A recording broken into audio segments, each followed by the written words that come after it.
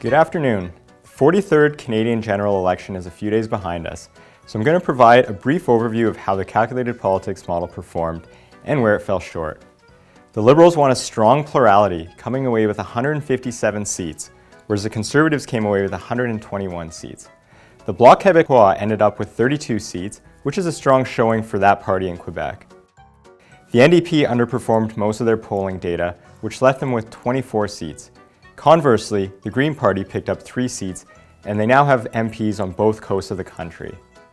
Jody Wilson-Raybould retained her seat in Vancouver-Granville, and the People's Party failed to win a single seat, greatly underperforming their pre-election polling numbers. The seat projection was within the confidence interval for each of the parties. Prior to the election, the calculated politics model projected that the Liberals would come away with 142 seats, and the Conservatives would come away with 122 seats. This means the model underpredicted the Liberals and was 1 seat higher than the Conservative result. The shortfall in the Liberal projection can be accounted for by the surplus in NDP projection.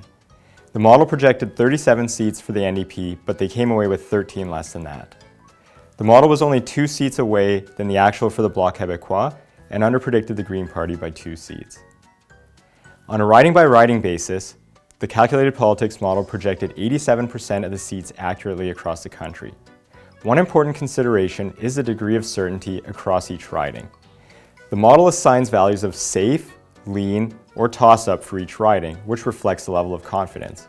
When analyzing the performance of the projection against these values, the toss-ups were correct 55% of the time, the leans were correct 80% of the time, and the safe seats were correct 98% of the time. Focusing in on the provincial riding performance, the model performed best in Alberta, accurately projecting all 34 ridings correctly.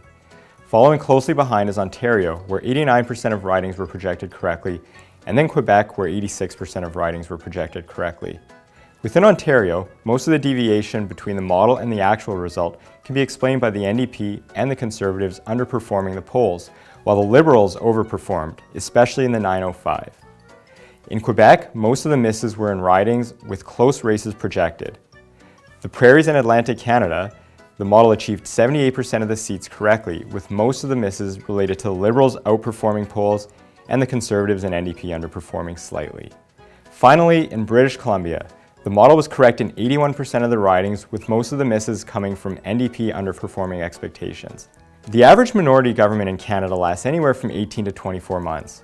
It's not clear how the upcoming months will look, but it's safe to say Justin Trudeau will have to govern differently than he has for the last 4 years. There are more questions than answers at this point. Will Justin Trudeau partner with another party?